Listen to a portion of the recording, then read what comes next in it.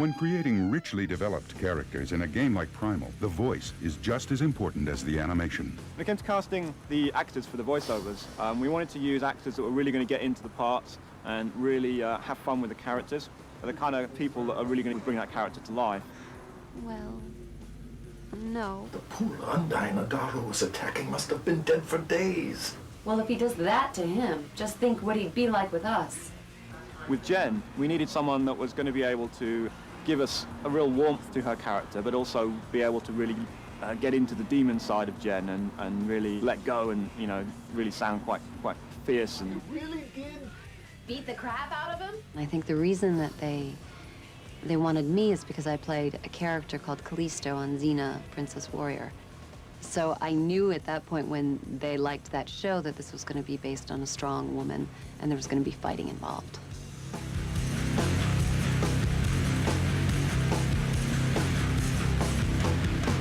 Scree was really the toughest character because we wanted a voice which didn't sound like Scree looked, if you see what I mean. So it wasn't like a little guy's voice, or it wasn't a silly voice. It was a voice that had kind of nobility and kind of depth to it. And the only voice we could really think of was inspired by a character in Babylon 5 called Jakar. And this character was played by an actor called Andreas Katsoulas.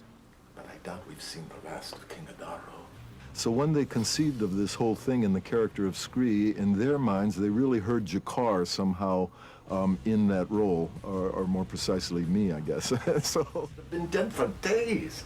It's the Undyne. Although both of the actors had done TV and film, this was their first video game experience. It's different working on a video game than a film because you don't have to worry about the way you look. It's not my body, it's not my likeness. It's just my voice, and it's my interpretation of the character.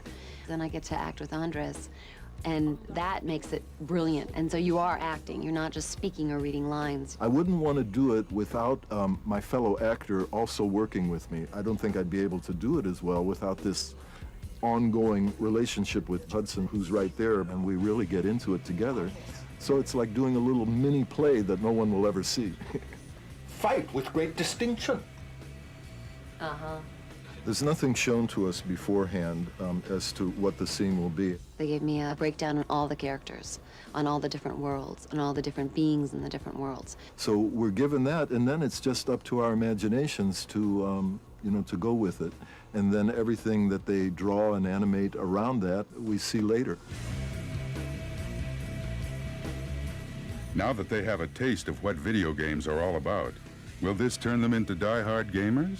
I've never really come into this century yet, but this might motivate me in terms of my son and my daughter as well. I think they'll both be interested in going through this together, and I wouldn't be surprised if they want me to play along with them.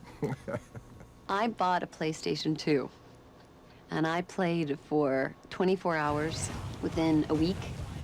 My friends were like, you have to brush your teeth, you have to wash your hair, you have to take a shower, and I wouldn't. It's like a drug. I don't know how people play games and go to sleep and get up and exercise or go to work. It's not possible.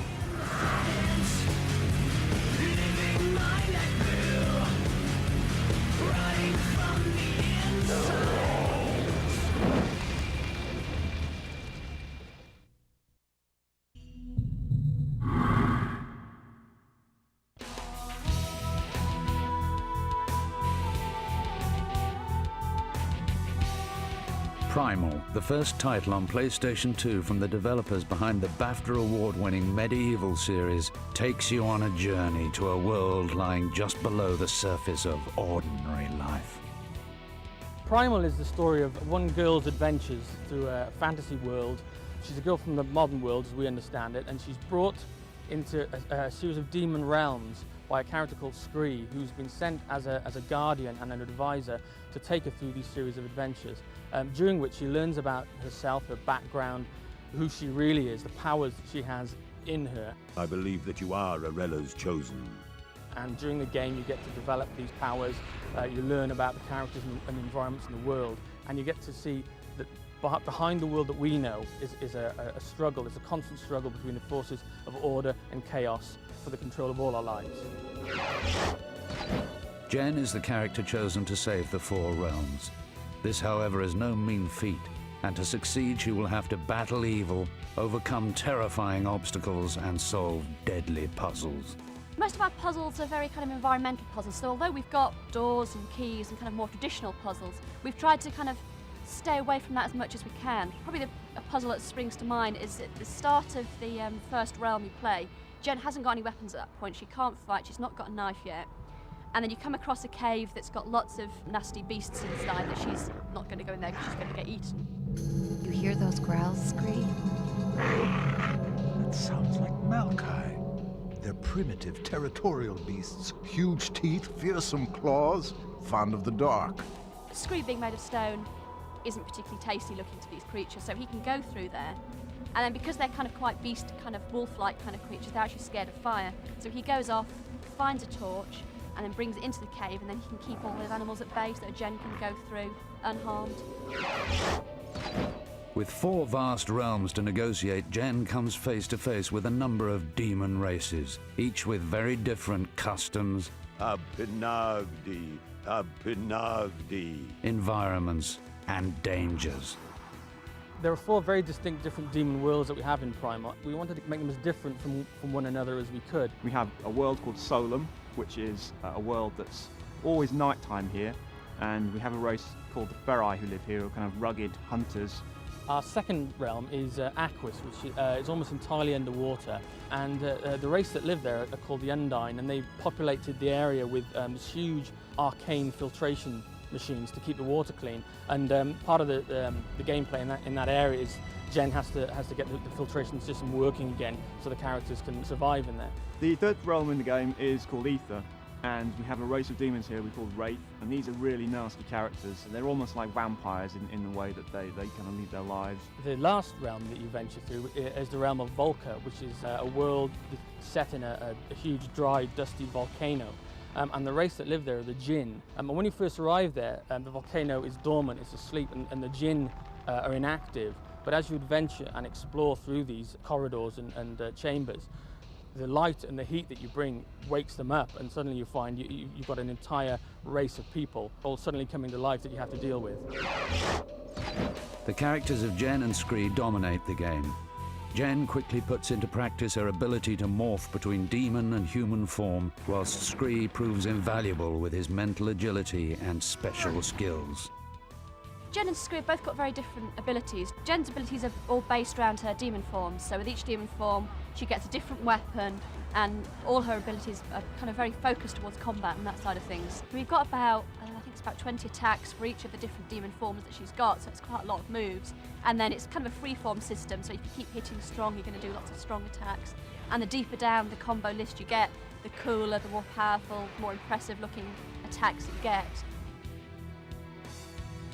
Scree, what's with the glowing stuff? It happens when I'm close to stone figures resonating with Ferai energy. It means I can temporarily transfer my soul into any statue formed from this material. Scree doesn't fight at all, so his side of things is much more kind of based on the exploration and puzzles. So he can climb walls, he can jump, he can lift heavy objects. It's very much based around his kind of strength. Any music featured within Primal had to reflect the intensity and pace of the game. The Prague Philharmonic Orchestra added their interpretation to the adventure. The cutscenes which we're recording with the orchestra at the moment, there were 2.5 hours worth of them.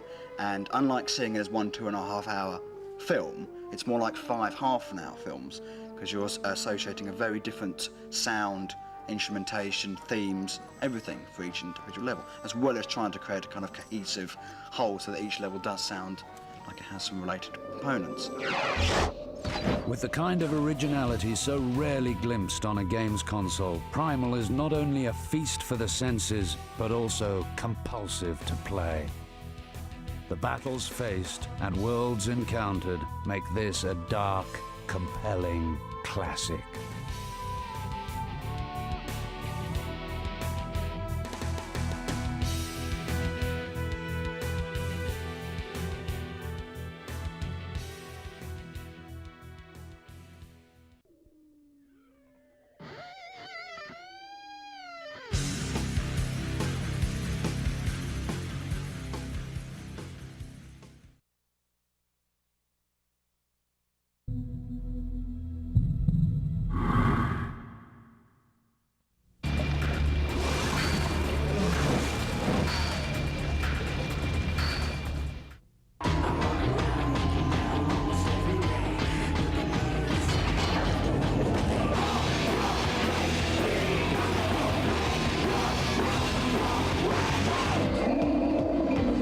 Primal carries you into a world that combines demon realms with the present day, so the music had to reflect that. Game director Chris Sorrell dug deep into his personal CD collection. The music is by a band called 16 Volt, and it's a band that I had some CDs of, and one night I was just listening to them and thinking about the music that we wanted for the game and thinking, this works, this is the kind of stuff we want. Chris from Cambridge just wrote me an email. I guess he's been a fan of the band for a long time, and just asked me if I'd be interested to do some music for this game, Primal. Of course, I was instantly interested, and it just sort of like blossomed really quickly from there. Once we knew we were going to work with 16 Volt to provide the combat music, it also gave us an answer to another question we had, which was what would Lewis's band sound like at the start of the game? Over the past 11 years, 16 Volt have recorded 3 albums and toured countless miles from their home base in Los Angeles. 2, 2, 1. We basically like to call ourselves an electronic punk band. We try to bring the rawness of punk rock and mix it with electronics. Maybe you can explain, why is guitar players always gotta with their stuff all day? Sound check. Not only did 16 Volt contribute tunes from their albums, but they also wrote songs specifically for the game. It's a mix. We used some stuff off our last record. I think they used like 6 songs off the last record, and I think 3 new songs that we have. I think we're doing Suffering You is in there.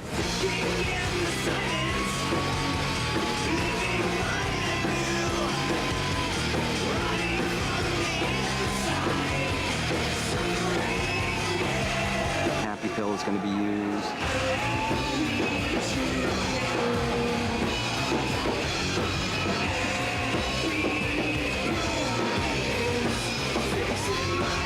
And they chopped up a lot of stuff and used it like in little intros and things like that, which was really cool. Because when we saw it at E3, we were like, oh yeah, that song is from, you know, that bit was from this song, and it was really cool. Here we go.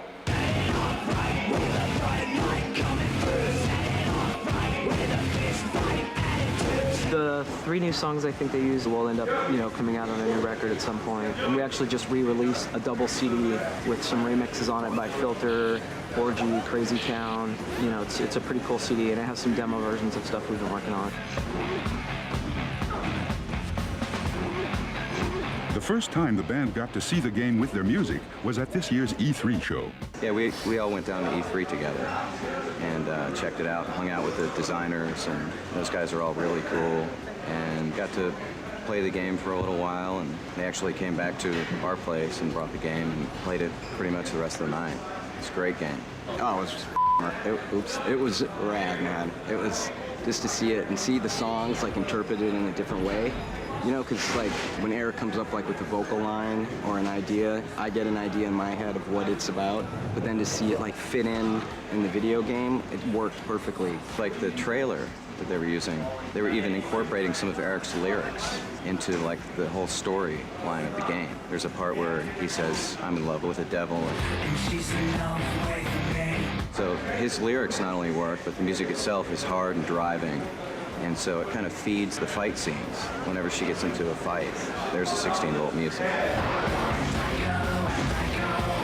16 Volt was excited to contribute music to Primal, as they are avid gamers themselves. Yeah, I play all the time. I'm pretty into State of Emergency, Grand Theft Auto, things like that. Get it out on the video instead of on the street, you know. Yeah, I play games all the time. We're all game freaks. It's cool. It's really different to be playing a game and hear your music. I know that other people are going to hear it. It's like an honor to be a part of it.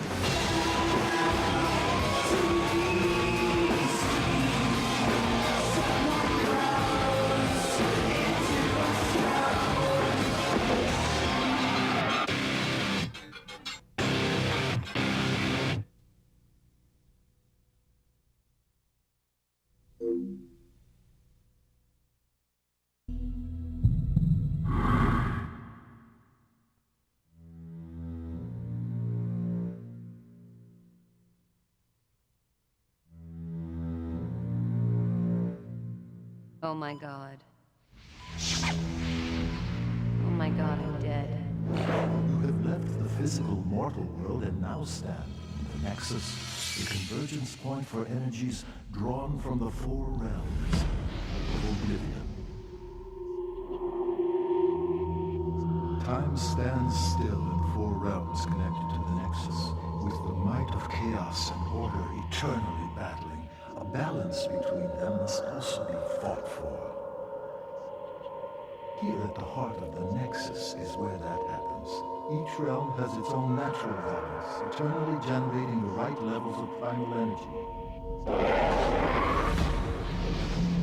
What have you done to me? Stay calm.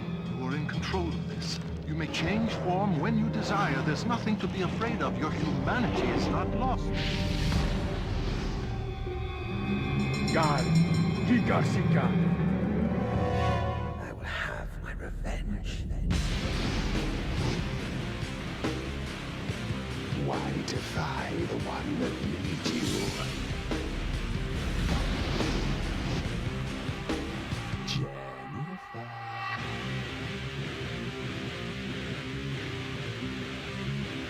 They can smell fear, you know.